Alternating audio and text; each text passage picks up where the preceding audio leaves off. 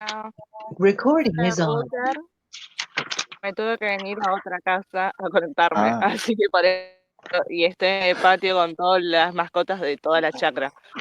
Mm, Así que por eso es que no conecto nada. está muy bien. Qué bueno.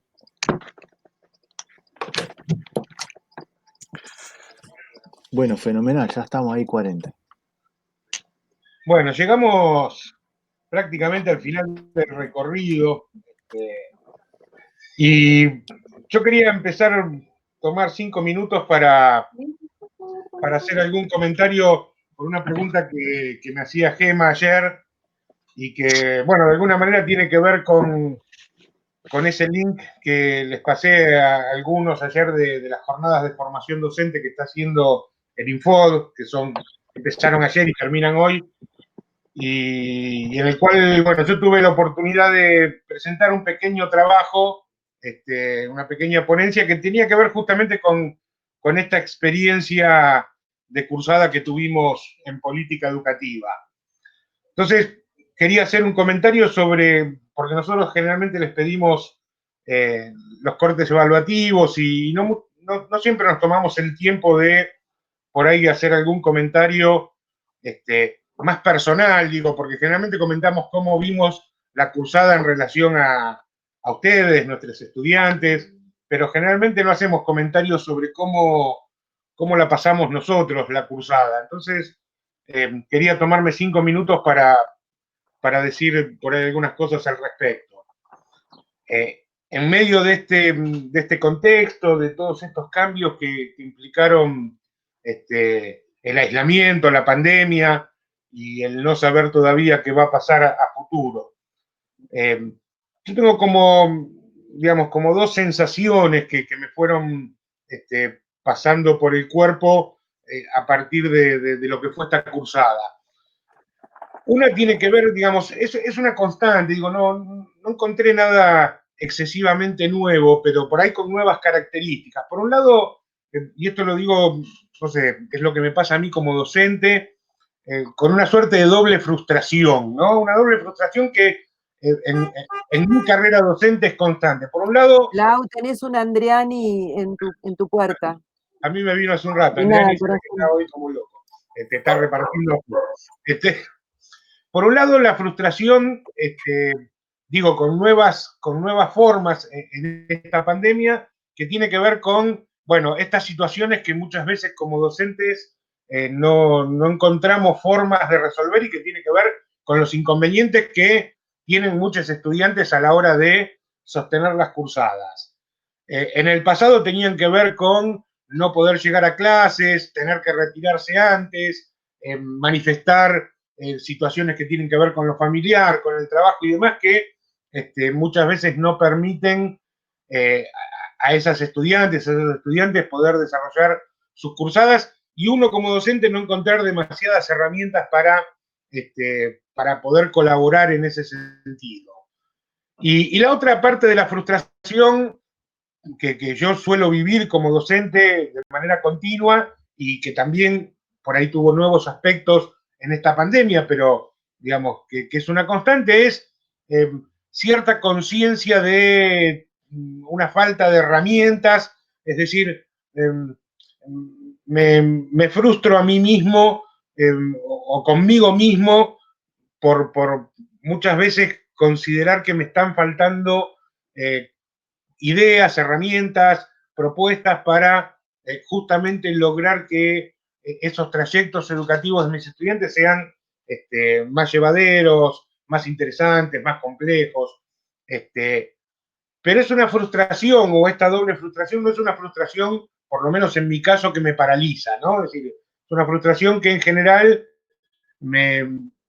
es casi, diría yo, incluso como una estrategia que me sirve para o que intento utilizar para seguir pensando todo el tiempo cómo mejorar esas propuestas, cómo mejorar esos acompañamientos, que muchas veces por ahí no se logran, pero bueno, aparece esa intención constante de querer de repente poder superar esas limitaciones.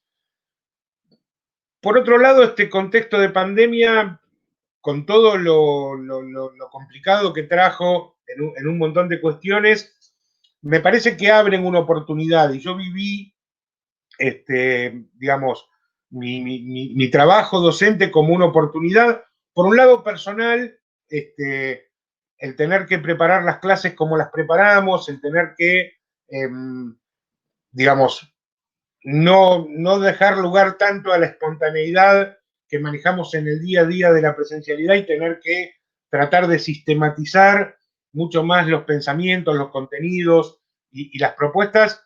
Para mí fue una oportunidad para repensar muchos de los temas que trabajamos.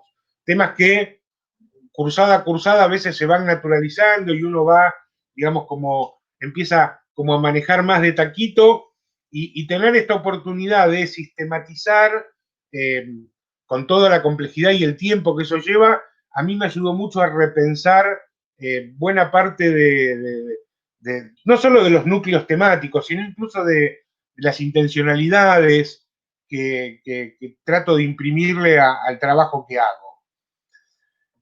Y lo otro que me parece muy positivo a mí de lo que sucedió es de alguna manera esta necesidad que si no nos ponían un revólver en la cabeza, quizás no pasaba, de empezar a amigarnos con los medios digitales, con las tecnologías de la información y la comunicación, porque querramos o no, y esto es un poco por ahí lo que se planteaba, algo de lo que se planteaba en la última clase, querramos o no, la sociedad va para ese lugar, nuestros niños y nuestros jóvenes tienen un uso extensivo, mucho más extensivo e intensivo que el nuestro de las tecnologías, y no podemos, creo yo, dejar afuera a las tecnologías dentro de la educación.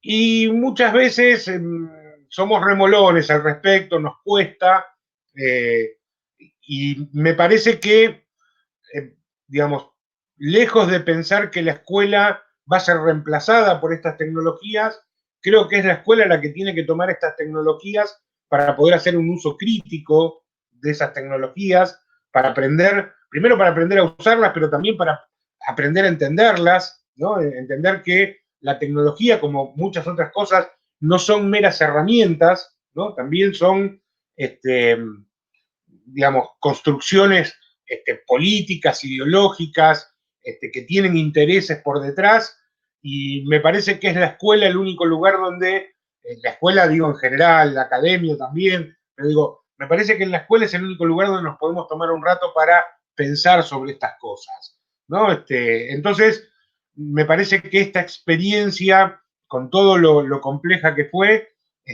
nos obligó a hacernos cargo de la utilización de estas herramientas, y más allá de que no fueron las condiciones ideales, me parece que abren una oportunidad para el futuro, para poder pensar en propuestas más ricas que puedan combinar esa cuestión tan esencial que tiene que ver con lo presencial, que es tan propio de nuestro trabajo docente. Digo, no estoy diciendo de ninguna manera que se pueda reemplazar esa presencialidad, pero sí quizás pensando en estas formas más híbridas, donde aparece lo virtual, donde aparecen diferentes tipos de comunicación y donde también puede aparecer la presencialidad, esto puede abrir el abanico de oportunidades para un montón de personas que por diferentes situaciones de vida muchas veces encontraban ciertas imposibilidades a la hora de seguir estudiando, ¿no? Es decir,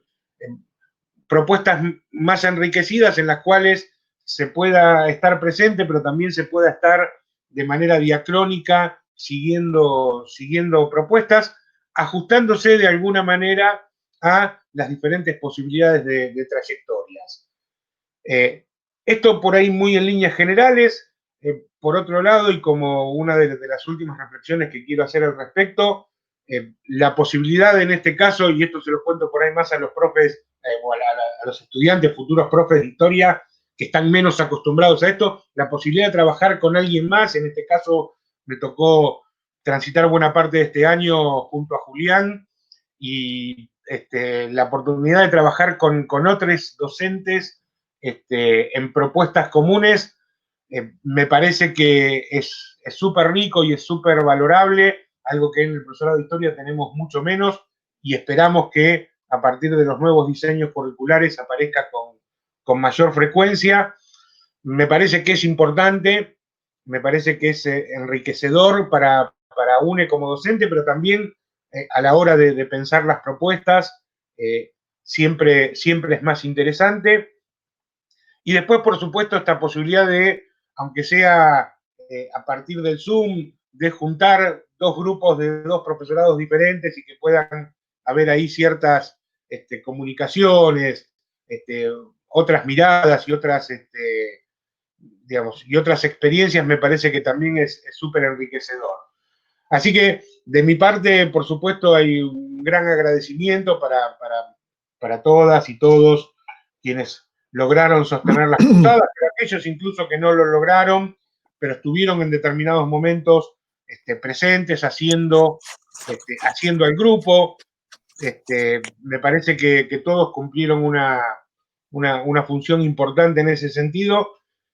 E insisto, dentro de un contexto más bien dramático, podríamos llamarlo así, me parece que también surgieron un montón de cosas interesantes que agradezco y valoro, y espero que nos sirva a cada uno de nosotros para seguir pensando en qué pretendemos, qué queremos de esta educación y qué es lo que podemos hacer desde nuestros pequeños lugares para, para mejorarla, para darle sentido, para hacer básicamente que ese derecho que todas las personas deberían tener y que lamentablemente todavía muchas no tienen, bueno, nosotros desde nuestros pequeños lugares seamos capaces de construir un poquito más de igualdad en ese derecho. Así que, bueno, ese era el comentario que yo quería hacer con respecto a lo que fue para mí esta cursada, esta vivencia de enseñar en plena pandemia, que insisto, tuvo muchos sinsabores, por supuesto, y muchas frustraciones, pero también me parece que nos dejan muchas enseñanzas y bueno, yo por lo menos me quedo bastante satisfecho, no tanto por lo que pude haber hecho yo, sino por aquello que compartimos y esos procesos. Digo, y esto lo quiero decir enfáticamente, más allá de las limitaciones técnicas y de todo lo que falta de presencialidad, creo, y esto supongo que Julián va a coincidir conmigo, no solo en estos dos grupos, sino en otros grupos que tuvimos, pudimos observar interesantes procesos de aprendizaje, ¿no? Y no solo de aprendizaje, de compartir ideas, digo, y esto me parece que es importante. Creo que esto es la educación, ¿no? Poder compartir estos procesos de aprendizaje que a nosotros nos toca verlos en ustedes, pero que también, digo, hubo procesos de aprendizaje para nosotros que fueron muy, muy importantes. Así que bueno, nada, agradecido por todo eso. Muy bueno, muy bueno. Bueno, ya me la dejó picando. También coincido gran parte de lo que dice Aníbal. Para mí, esta cursada fue un enorme placer, pero enorme placer. No solo por las cosas que leíamos, sino por las producciones, por los laburos de ustedes, por los procesos, por este espacio de los viernes. Y en comparación con otros años, este año política para mí fue la mejor en las que yo estuve. Cuando yo, digamos, surgió la posibilidad de trabajar con Aníbal, yo ya lo conocía a Aníbal, digamos, ya lo tenía visto del instituto. Es un profe muy reconocido en el instituto y muy querido. No hay nadie en el instituto que diga algo en contra de Aníbal o algún comentario feo. Viste que siempre hay... No importa, dejémoslo. No. Viste que siempre hay profe que uno dice y hay alguien que te dice, no, pero ¿sabés qué? Bueno, de Aníbal nadie uno dice nada, porque es así. Todo corazón, sumamente, digamos, productivo, tiene una cabeza enorme, y para mí fue un enorme desafío estar a la par de él, porque, digamos, yo como vengo del otro área, más de lo generalista, hice de ciencia de la educación, hay un montón de cosas que yo siento que sumo, pero en realidad el 95% de las clases, salvo la última, fueron hechas y pensadas por Aníbal, digamos. con toda la generosidad de, che, esto es lo que yo hice, fíjate, a ver, si querés tocar, no tocar. Yo no, ¿qué voy a tocar? Si estaba perfecto. Es como decirte, es como el gol de Maradona. ¿Viste? Vos decís, ¿qué le cambiás al gol? Nada le puede cambiar. Un gol de Messi, es imposible eso. Ya viene así, hasta con Víctor Hugo vino el gol de Maradona, o sea, imposible. Así que eh, quería plantear un poco la diferencia porque sustancialmente las clases tienen una coherencia, una lógica, una continuidad, cosa que esto uno no lo ve en las otras materias, pero porque me parece que Aníbal tiene esta capacidad de tener claro la materia ya en la cabeza y pensar como los temas. Yo he participado en otras experiencias un par de años anteriores donde eran como sumatoria de temas. No había uno agarra la materia y tiene continuidad. Por suerte los dos somos muy organizados y esto sumó al laburo en equipo. Siempre nos matamos de risa, cosa que eso también ayuda a estos espacios y a que nos llevemos bien, digamos. Pero digo, por eso para mí este año fue gigante, gigante en cuanto a lo que yo aprendí de política educativa. Eh, Aparte bueno, del profesionalismo, la responsabilidad y todas esas cosas que sabemos que se tienen. Eh, Más en el caso de él, digamos. Así que, por un lado eso, lo de los intercambios entre los dos grupos también me pareció fundamental, digamos. Uno por lo generalmente siempre escucha las mismas cosas o los mismos conceptos o las mismas miradas desde la carrera, porque es como hacerte el oído, ¿entendés? Sin embargo, digamos, los aportes de ustedes, de los de historia, digamos, a mí me han hecho pensar otras cosas, digamos. Y creo que a las chicas también les ha pasado lo mismo. Uno hay veces que se escucha como con la misma canción, cuando escucha en otro tono aprende otras cosas también, ¿no? Así que bueno, también recontra contento. Sí teníamos esta idea de mirar los trabajos los dos juntos, entonces nos los pasábamos y mirábamos y acotábamos, que es lo que también vamos a hacer ahora con la última entrega, ¿no? Para que haya el mismo criterio. Pero realmente muy disfrutable, hermoso el espacio y sí, sí, para mí fue también, es verdad esto que dijo Aníbal, digamos, si no hubiera sido este contexto, yo no sé si hubiera hecho aula virtual en las otras materias en las cuales estoy. No sé. Sin embargo, digamos, la necesidad hizo que tuviéramos que adentrarnos en otros campos que no son los que siempre manejamos, pero esto también fue aprendizaje. Para mí es, como todo, ganancia, me parece. Así que, bueno, también un enorme agradecimiento. Así que, bueno, ahora les toca a ustedes ahora.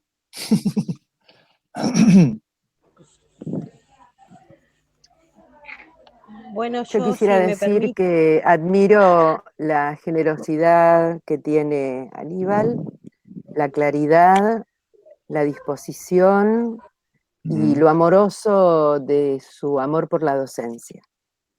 Sí, tal cual. Porque es generoso, no se guarda nada, ni lo que sabe ni lo que no sabe, lo que puede ni lo que no puede. Y entonces eso lo hace más humano, más cercano y más querible. Eso.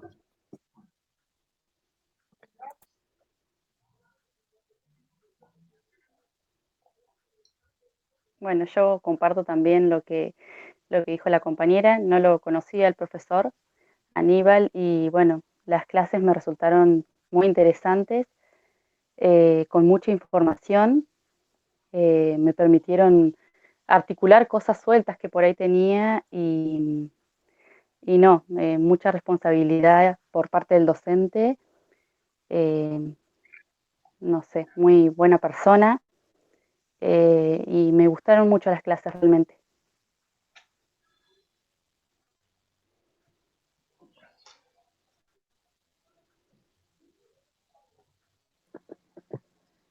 Bueno, yo me sumo a las palabras de las compañeras y además en realidad agradezco a los dos la posibilidad que nos dieron porque nada de lo que ustedes dicen que hicimos y que logramos hubiese sido posible si ustedes no lo hubiesen propuesto. Es una realidad. Cuando estaba en el instituto siempre decía por qué no podemos como compartir lo que sucede en el interior de las salas con los otros espacios y las otras carreras, y nada, tener esa posibilidad en esta materia por lo menos fue un lujo. Y la claridad y la organización de las clases, nada para decir, porque a mí por lo menos este tipo de materias es algo que me cuesta muchísimo, y cuando ves esa organización, cómo inician, los contenidos que tienen, no sé, se te hace mucho más llevadero y más fácil. Así que agradecer nada más.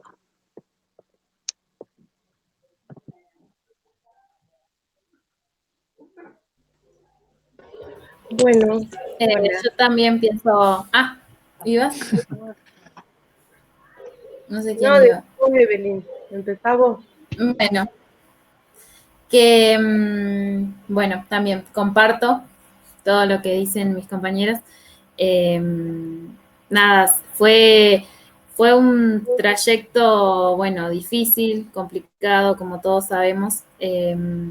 También como Dana es una de las materias que más me cuesta, junto con la historia, la política, es algo que siempre me costó. Y bueno, y nada, la organización de las clases y eso también te permitió como poder guiarte y poder como esclarecer algunas dudas o conceptos o representaciones que también algunas veces teníamos sobre eso. Así que, bueno, nada, Aníbal no lo conocía y la verdad que comparto todo lo que dijeron de él, y con Julián, bueno, siempre es un placer tenerlo como profe, así que nada, agradecerles también. Bueno, yo también. A mí me pareció súper importante que este espacio se pueda compartir por dos profesorados diferentes, porque los debates que se armaron, así, a mí me ayudó a ampliar la mirada en muchas cosas. Me acuerdo un día que hubo un debate sobre el tema del jardín maternal y fue muy interesante ese debate porque pudimos tener dos o más miradas que, bueno, ya, o sea, no es para contarlo ahora, pero me pareció importante. Después también quiero agradecer a mis compas y agradecer este espacio porque es de los pocos espacios que tuvimos el encuentro semanal. Y esta forma, aunque es virtual, nos hace vernos las caras y estar juntos. Después, a profe Julián, es la primera vez que puedo verle, porque por ahí no hay buena conectividad, y así que la cara de profe Julián es la primera vez hoy que puedo verla, pero sí lo he escuchado. Quería agradecer el fragmento de Galeano que está al final de la clase, que me pareció, yo dije, wow, rompió la vasija, pero después la reconstruyó con los pedazos, me pareció re lindo. Así que bueno, gracias, profe Julián. Y al profe Aníbal, yo más que nada, o sea, no es tanto en sí la forma en que se ubicaron los contenidos y saber en las clases, sino lo más importante que rescato y que agradezco de Aníbal es el vínculo que uno puede construir con él como docente, y estar siempre abierto a la posibilidad de contestarnos enseguida y de decirnos, mirá, podés solucionar este tema así, de tal manera. No sé, es muy importante para mí ese vínculo que pudimos formar a lo largo del año pasado y porque yo ya lo tuve en Historia de la Educación. Y bueno, eso. Gracias a todos y todas, todes.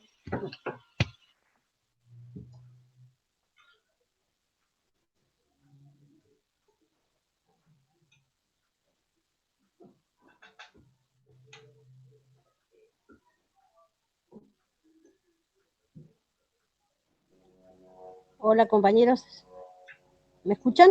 Sí. Sí. Sí. Bueno, yo también agradecer el espacio la verdad que fue muy productivo, un espacio donde las posibilidades que tuve de participar fueron muchas y los momentos de mi silencio fueron porque la materia me pegaba en el alma, en mi espíritu, y atravesaba toda mi práctica como estudiante en este espacio, pero también me retrotraía a momentos de mi formación de primaria, secundaria.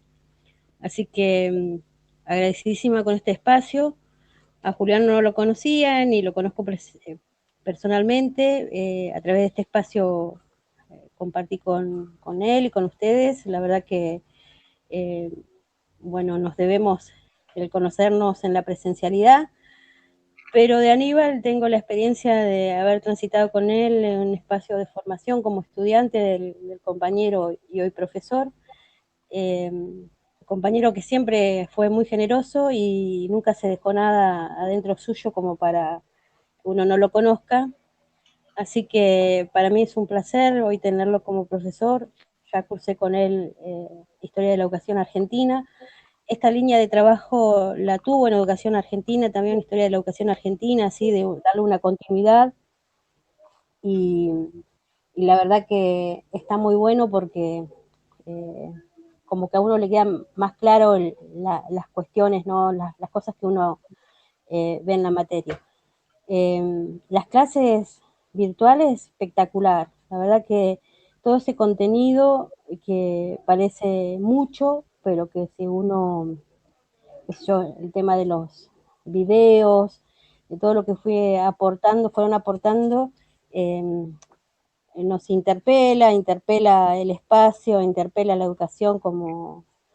y la verdad que suma en la construcción que uno va teniendo también del Estado, ¿no? De la necesidad de un Estado presente, de por qué es importante pelear por la educación pública. La verdad que para mí fue, todos estos viernes yo estoy en mi trabajo, pero me parecía sumamente importante hacerme el espacio para llegar a las reuniones. También, como dice Aníbal, un poco esta situación nos obliga a todos a crecer en un espacio que va a tener que ser como seguir aún en la presencialidad, que es el espacio virtual, y que uno se resiste, ¿no? Que uno tiene a veces resistencia a lo virtual, y la verdad que para mí fue un cuatrimestre de mucho aprendizaje en este sentido también.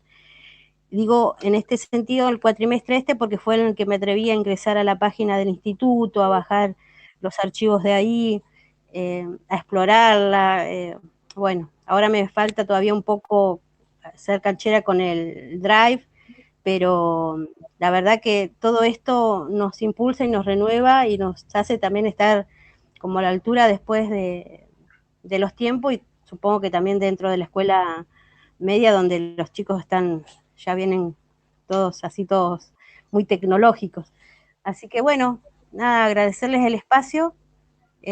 Como les decía, a veces tuve más oportunidades de hablar, a otras menos, pero las que tuve menos fueron las que a mí más me movilizaron. Les agradezco a todos. Recuerdo, me va a quedar muy, muy en el alma aquello que pudo expresar la compañera de iniciales en relación a la mirada desde ese espacio en función a los jardines maternales. Eso me pareció que súper enriquecedor, aprender a ver qué piensa el otro, cómo mira el otro, y en este espacio se dio, así que muy agradecida. No tengo más que esto, ¿no? Agradecimiento a este espacio y a todos ustedes. Gracias, porque también este cuatrimestre lo que tuvo, a diferencia del otro, fue que al permitirnos darnos los espacios de estas reuniones, nos vimos la cara, que eso es importantísimo también. Un abrazo. Gracias, Sandra. Bueno, por mi parte también agradecerle a todos los que participaron de esta cursada. Ha sido realmente, como dice la compañera, muy enriquecedor. Y la materia también nos ha dejado pensando permanentemente, ¿no? En cuestión a la tolerancia y todo lo que venimos viendo, lo del consenso y la concertación. Creo que ha sido una materia muy prolija que ha ahondado en profundidad respecto a las políticas educativas y que no ha tapado de texto como otras materias donde donde podemos decir que menos es más, acá se ha cumplido eso, porque muchas veces por marcar cantidades de texto y demás como que se pierden montones de cosas, y acá hemos podido profundizar en cada cosa puntual que se ha tocado. Entonces eso creo que nos ha dejado mucho más conocimiento al respecto.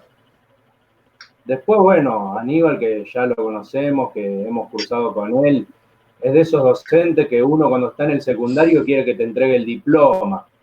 Así que la mejor con Aníbal, lo queremos muchísimo y es un grande.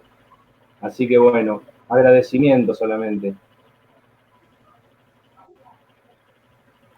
Bueno, yo, digamos, no soy amigo de los elogios, me ponen un poco incómodo, agradezco todo lo que han dicho, pero quiero decir, digo, porque Julián parece que hacía una oda hacia mi persona, que fue un tanto excesiva. Quiero decir que esta experiencia de trabajar con él en este sentido, ustedes quizás han visto una parte, que es esta, la de política educativa, bueno, también en Historia de la Educación, que estuvimos un buen tramo juntos, pero pasó exactamente lo mismo, pero al revés, en otro espacio que también trabajamos juntos como Pedagogía de la Educación Inicial, donde los papeles se han invertido, las clases eran fruto de su trabajo y de su esfuerzo, en las cuales yo aprendí muchísimo, porque claramente había muchos temas que para mí eran mucho más nuevos o estaban mucho menos trabajados, con lo cual, digo, me parece, y por eso creo que también la experiencia fue positiva, y quisiera que quizás sea el aprendizaje más importante que podemos tener para pensarnos como docentes. Me parece que buena parte de la buena onda y de la química que se da en el trabajo docente y en ese trabajo compartido tiene que ver con, por un lado, cierta generosidad, por otro lado, respeto y admiración por lo que hace la otra persona, más allá de que esté un poco más cerca o un poco más lejos de nuestras propias miradas y nuestras propias formas. Me parece que hay una mirada compartida, que me parece que fue muy clara con Julián, de que no sabemos todo, de que tenemos muchas veces más dudas que certezas, y eso me parece que es importante para cualquier docente.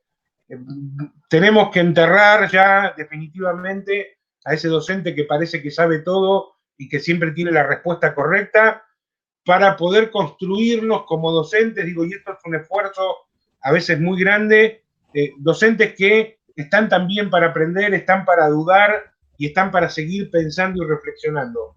Me parece que yo encontré en Julián ese reflejo de aquello que trato, y digo, y trato con mucha fuerza, porque yo vengo de una tradición en la cual siempre me dijeron que el docente tenía que saber todo, y mis docentes decían saber todo, y crecí creyendo que yo también sabía todo, y después, bueno, la vida te lleva a darte cuenta de lo poco que sabemos, ¿no? Entonces, me parece que si algo dejó este espacio, y ese algo son preguntas más que certezas, bueno, yo me voy conforme. Por último, yo quería hacer un pequeño comentario de algo que quizás no todos hayan estado siguiendo, pero anteayer y ayer se dio mucha difusión a unas palabras de la ministra de Educación de la Ciudad de Buenos Aires, que, bueno, hablando sobre la educación, se ensañó una vez más con los docentes, y no solo con los docentes, que eso me preocupa menos todavía, sino que se ensañó y mucho con los futuros docentes, con quienes se están preparando en los institutos. Habló, por supuesto, muy mal de los institutos de formación docente, y volvió a pensar o volvió a dar una idea sobre la educación en la cual el docente es una suerte, o debería ser una suerte de ser intelectual que todo lo sabe y que maneja unos códigos aceptados, ¿no? Es decir, ese capital cultural y ese capital escolar del que tanto habla Bourdieu, y entonces todos aquellos y aquellas que nos acercamos a la docencia de más grandes, y todos aquellos y aquellas que vienen o venimos de lugares distintos a lo académico o a la academia, es como que somos una suerte de usurpadores, ¿no? Que toman un trabajo que de alguna manera está medio devaluado y lo hacen peor todavía. Yo quiero decir que estoy absolutamente en contra de todas esas palabras y de esos pensamientos. Estoy convencido de que la vieja docencia, esa docencia tradicional que sabía todo, es una docencia que hizo mucho más mal que bien, y vuelvo a renovar mi esperanza de creer y sostener que los próximos y las próximas docentes van a ser mucho mejores que nosotros y que lo que fuimos nosotras, nuestra generación. Nosotros somos una generación, esto es lo que yo pienso y lo tomo como posicionamiento ético, somos una generación que fracasamos, y lo único que podemos hacer, creo yo, hoy desde nuestro lugar de formar futuros docentes es hablar sobre nuestros fracasos y tratar de acompañar esos procesos de reflexión para que las futuras generaciones de docentes sean mejores.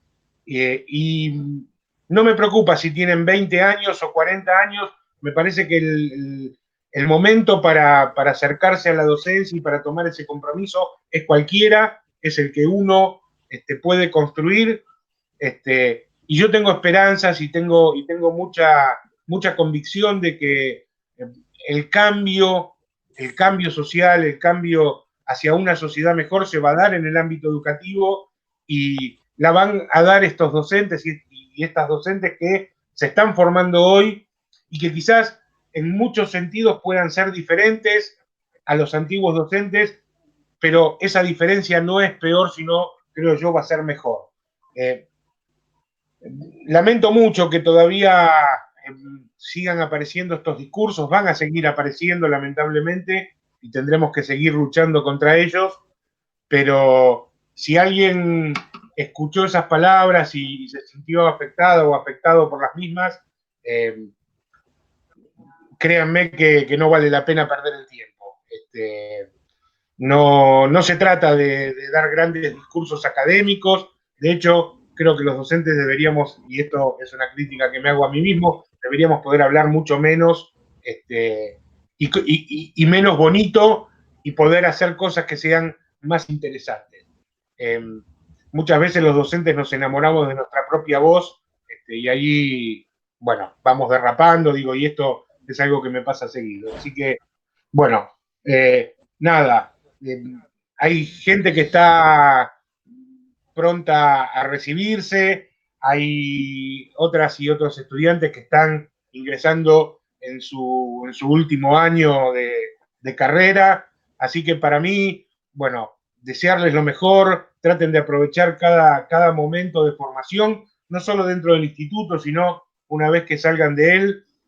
Cuando digo momentos de formación, digo sobre todo momentos para compartir con otras docentes, con otros docentes, ideas, proyectos, pesares también, porque van a aparecer y muchos, pero se soportan mejor cuando los compartimos. Así que bueno, y a seguir apostando, me parece que el futuro va por ese lado, algo que no trabajamos demasiado y que tampoco, por lo menos particularmente tengo la formación para trabajar, pero que intenté incluirlo en la última clase para poder despertar nuevos pensamientos, que tiene que ver con esta perspectiva decolonial, que de alguna manera nos viene a decir que hemos vivido equivocados los últimos 300 años, y yo creo que visto los resultados, tenemos que asumir esa equivocación y esa derrota y empezar a cambiar, por lo menos cambiar algunas cosas. Me parece que sobre esos cambios estamos más cerca si eliminamos un poco las certezas que creemos tener y somos capaces de brindarnos, en este sentido, sí, generosamente, no solo a enseñar o a posibilitar aprendizaje, sino también a aprender con esas estudiantes y con esos estudiantes que tendremos en el aula. Digo, desde los estudiantes de secundaria o del nivel superior a nuestros estudiantes y nuestras estudiantes del nivel inicial. no perder, por ejemplo, esa capacidad que tienen los niños y las niñas pequeñas de preguntar todo el tiempo ¿y por qué? ¿Y por qué? ¿Y por qué? Y esa capacidad de armar, no sé, miles de historias con un ganchito de hojas o con un pequeño lapicito, ¿no? Es decir, no perder esa capacidad de imaginar y de pensar que las cosas pueden ser distintas y que de repente una pala puede servir para hacer un pozo, pero también puede servir para cientos de millones de cosas, como por ejemplo, no sé, digo, poder imaginar lo que es inimaginable, ¿no? Somos, a veces, decía un profe de filosofía que estuvo el año pasado en el instituto, a veces somos demasiado racionales, ¿no? Y que si no tiene una lógica que podamos explicar, nos parece que no tiene sentido. Bueno, me parece que imaginar un poco y proyectar la utopía y la fantasía también es importante. Así que bueno, para mí fue un placer el recorrido y espero que el recorrido de ustedes como docentes sea tan interesante y tan fructífero como lo viene siendo para mí, como sé que viene siendo también para Julián. Y bueno, a ponerle fuerza y a ponerle ganas, que por momentos uno quiere largar todo y dejar de tener que pensar en todas estas cuestiones, pero me parece que es un esfuerzo que siempre vale la pena. Uh-huh.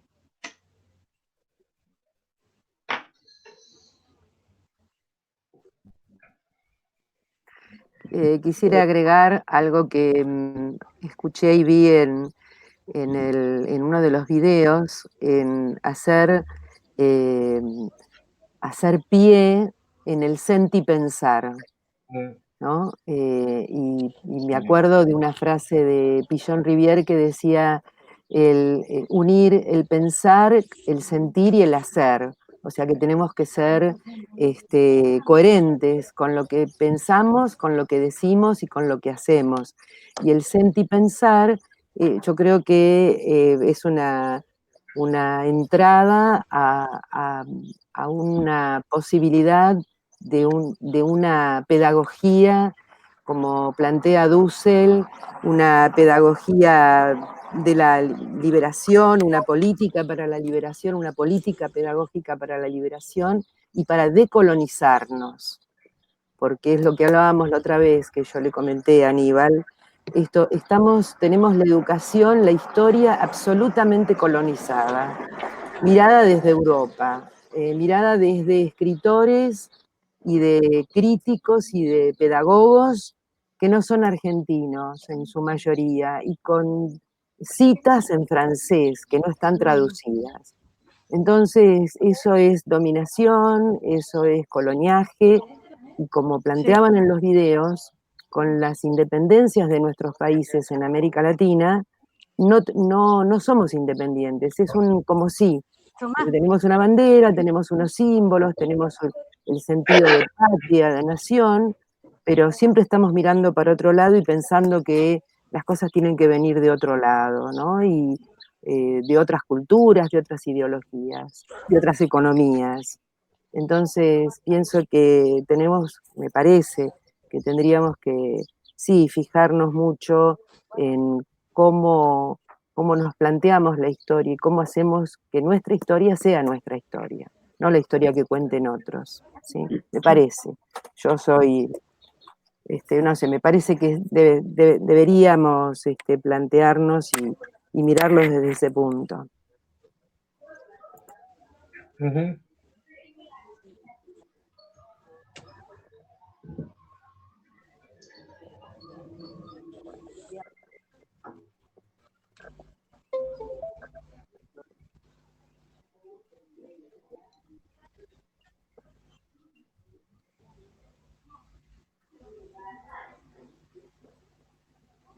Bueno, Bueno, compañeros. Estamos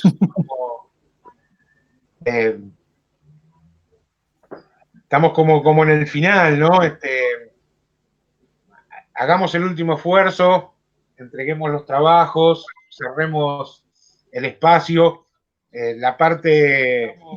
A mí la parte que más me molesta de la docencia es justamente llegar a estos momentos de cierre y evaluación, porque, bueno, es donde de alguna manera todo eso objetivo y todas aquellas apreciaciones que uno va haciendo durante el transcurso tienen que quedar como objetivadas, fijadas en un número, en una aprobación o en una no aprobación. Bueno, en este caso esperamos, no esperamos tener no aprobaciones, pero digo, llega como ese momento de cierre que a veces es un poco, digamos, un poco molesto, por lo menos para mí, ¿no? No sé, hay docentes que disfrutan más el hecho de examinar y de poner una nota. Yo soy más reacio, pero sobre todo pensar que el final no es un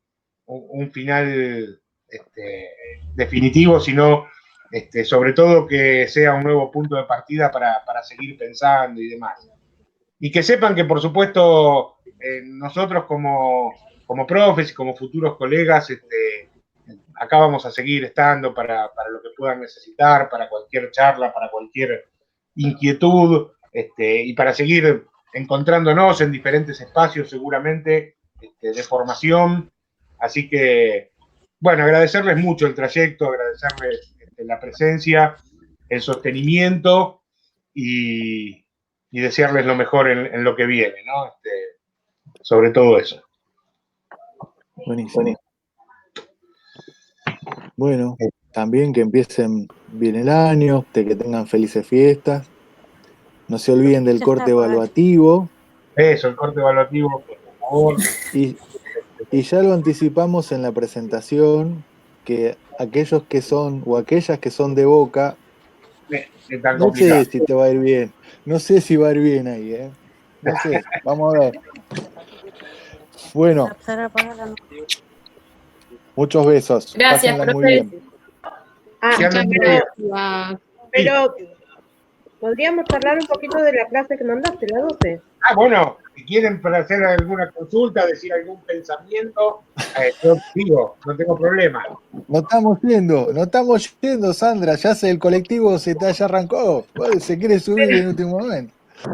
No, porque a mí, por ejemplo, esta cuestión, el texto de Filmus me pareció muy importante, sobre todo en la idea de nación. Viste que hace unos días fue el día de la tradición, que estuvieron haciendo actos los nenes, y no actos, sino que los nenes están teniendo clases por videollamada y están abordando esos temas.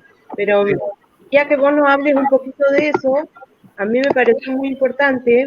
Igual me encantó el video de Sennheiser con el tema de ciudadanía, no, pero nación sí. Bueno,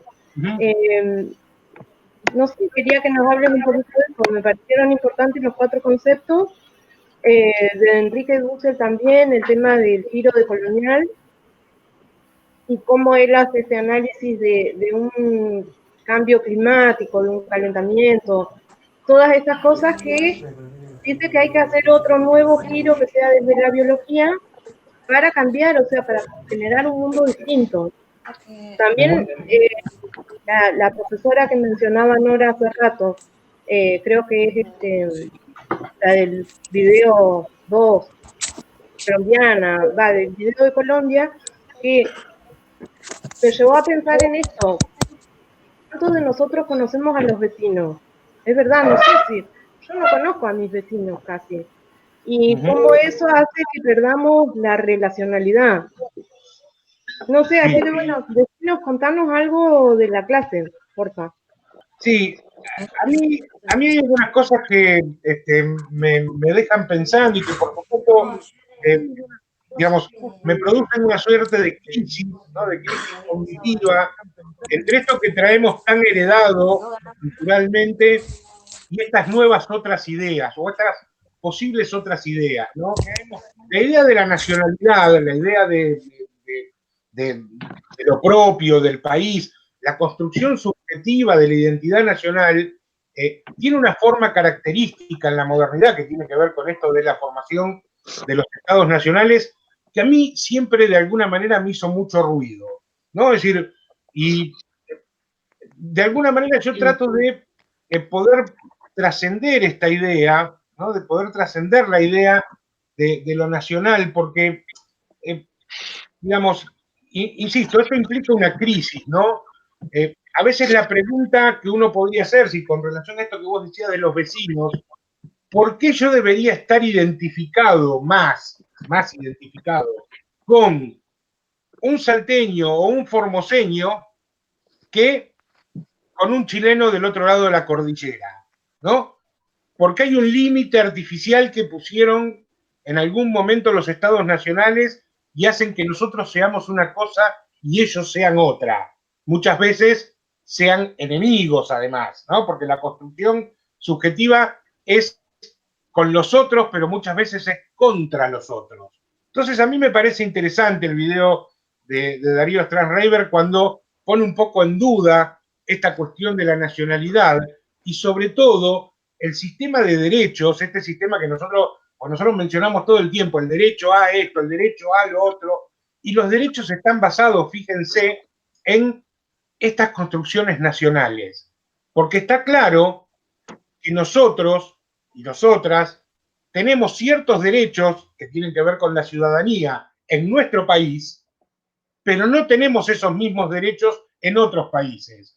Yo, Aníbal Fernández, acá, en este momento, tengo derecho a la educación, derecho a la salud, derecho a la vivienda, bueno, si me la pude conseguir, digo, pero se supone que tengo un montón tengo derecho a votar, tengo derecho a opinar, tengo derecho. Ahora, si yo me tomo un avión o me subo en una barcaza y termino en un país europeo o en algún país, bueno, africano, todos esos derechos de ciudadanía los he perdido. Me transformo de ser un sujeto de derechos en ser un sujeto ilegal. Así me van a catalogar, ¿no? Voy a ser el ilegal, el que está acá pero que no debería estar. Bueno, yo quisiera tener una mirada sobre la ciudadanía y sobre los derechos que sea mucho más amplia que eso. Yo no puedo aceptar y entender, digo, desde la humanidad, esto de que un sujeto de derecho es un sujeto de derecho en un lugar y deja de serlo en el otro.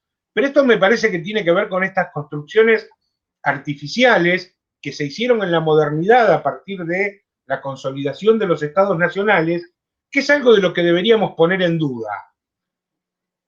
Pero hay un video cortito, yo quisiera que ustedes busquen en YouTube y vean algo un poco más extenso de Grofogel, el profesor Grofogel, que a mí me parece muy didáctico a la hora de pensar la decolonialidad. Y él plantea, y esta es una idea que me parece interesante, él plantea que nosotros no tenemos un problema de sistema económico, sino que tenemos un problema civilizatorio. Somos parte de una civilización, dice él, que se forjó a partir de el descubrimiento de América, si se quiere, digamos, finales del siglo XV y principios del siglo XVII, y que se fundó sobre ciertas bases materiales que dan por resultado el tipo de civilización que somos hoy. Una civilización desigual, una civilización machista y patriarcal, una civilización explotadora, con odio racial. Y él dice que, de alguna manera, el motivo de esto son que la sociedad occidental está forjada sobre 4 genocidios, dice él. Dice, fíjense qué interesante esta idea, dice genocidios epistemicidios. El genocidio sabemos que es persecución, ¿no? Y muerte de determinados pueblos. Pero el epistemicidio que él habla se refiere a destruir, matar las formas de pensar, de conocer y de entender el mundo que tenían otros pueblos, otras civilizaciones. Y él nombra cuáles son estos 4 genocidios epistemicidios. Dice, 1 es la persecución de judíos y moros en Europa y sobre todo se refiere a la península ibérica, ¿no? la famosa reconquista de Granada y demás. El otro genocidio epistemicidio para con los pueblos originarios americanos. Descubrimiento de América, conquista y colonización. Un tercer genocidio epistemicidio, dice, es contra los pueblos africanos y la esclavización de sus poblaciones. Y el cuarto genocidio epistemicidio es la persecución contra las mujeres que se va a hacer en Europa por parte de la Inquisición primero, ¿no? La Inquisición de la Iglesia Católica, y después por el Estado. Esto lo explica muy bien Silvia Federici en El Calibán y la Bruja, cómo el Estado va a tomar como enemigo a la mujer, sobre todo a la mujer libre pensadora, y cómo la va a poner en este lugar subordinado que es el patriarcado moderno, ¿no? La mujer como reproductora social, como mujer que está para dar hijos y que está para someterse y entregar trabajo no pagado al sistema capitalista. Entonces, él lo que dice es, nuestro problema no es el capitalismo en sí mismo, dice, el capitalismo es solamente una parte de esta civilización occidental, sino que es el proceso civilizatorio todo. Por eso, sostiene Grofogel, los socialismos reales que existieron durante el siglo XX, si bien lograron cambiar muchas veces la matriz económica, no dejaron de ser sociedades patriarcales, persecutorias, racistas, ¿no? Es decir, ¿por qué? Porque cambiaron el sistema económico, pero la forma civilizatoria es la misma.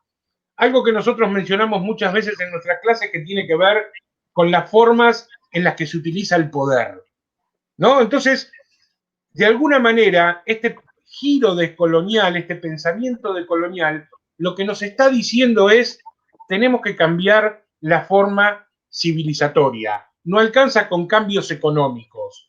Tenemos que cambiar la forma. Y cuando decimos cambios en las formas civilizatorias, yo no digo, no quiero irme a algo muy complejo, decir cambiar la civilización. No, tenemos que cambiar la forma de relacionarnos con las otras personas. Tenemos que cambiar la forma de entender el poder. Tenemos que, pensando, por ejemplo, en la clase que hablamos en la anteúltima de interculturalidad, tenemos que poder hacer lugar a esos pensamientos otros, a esas ideas otras que de alguna manera ven el mundo de otras formas distintas y aceptar que esas otras formas distintas pueden ser incluso a veces mejores que las nuestras. No verdades absolutas, pero sí para poder pensar a discutir cómo miramos el mundo. Otro de los grandes significantes que dice Grofogel que tiene la sociedad occidental, él dice, es una civilización de muerte, ¿no? Lo dice contundentemente. Y dice que uno de los grandes problemas, esto quiero decir, yo nunca lo había pensado hasta que lo escuché a él y me pareció muy interesante, él le echa la culpa a Descartes, ¿no? Al filósofo francés Descartes, y dice, habla del dualismo cartesiano. Descartes va a proponer, en contra de las ideas más antiguas, una separación tajante entre hombre y naturaleza. Hombre y naturaleza son dos cuestiones absolutamente distintas que una está subordinada a la otra. ¿Cuál? La naturaleza subordinada al hombre. Y entonces, a partir de este dualismo cartesiano, dice Grofogel, todas las formas de intervenir de la civilización sobre la naturaleza es extractivista, es destructivista y está llevando un poco a eso que en otro video menciona Dussel, que es, digamos, un cataclisma general del mundo, ¿no? Por la imposibilidad de poder seguir sosteniendo esta forma en la cual tratamos a la naturaleza para conseguir aquello que creemos necesitamos para vivir. Simplemente pongo un ejemplo para ver otra mirada, otra episteme, otra forma de entender el mundo y pienso, por ejemplo, en lo que tenemos en la zona, los pueblos mapuches tehuelches. En los pueblos mapuches tehuelches no existe este dualismo cartesiano. Hombre y naturaleza, ¿no? Mapuche, gente de la tierra, hombre y naturaleza son lo mismo. Con lo cual, la relación que las personas establecen, que las comunidades establecen con su territorio, es una relación absolutamente distinta a la que nosotros tenemos con el territorio y con la tierra. Bueno, En un diálogo intercultural, seguramente la sociedad occidental, nosotros, nosotras, podríamos aprender mucho de cómo pensar nuestra relación con la Tierra a partir de estas ideas, filosofías, cosmovisiones que vienen desde otros lugares. Por eso el giro decolonial, de alguna manera, y esto es muy propio del pensamiento latinoamericano, tiene de dónde abrevar a partir de las culturas originarias, pero no solo de las culturas originarias americanas, sino que también podríamos ir a brevar a las filosofías orientales, al conocimiento oriental, a los conocimientos del continente africano. Digo, tendríamos que poder tener ese diálogo intercultural que nos haga pensar formas de estar en el mundo y de vivir en el mundo diferentes a las que estamos teniendo. ¿Cómo tiene que ser eso exactamente? No tengo ni puta idea. Digamos, y eso es lo interesante, porque si yo tuviera una respuesta para darles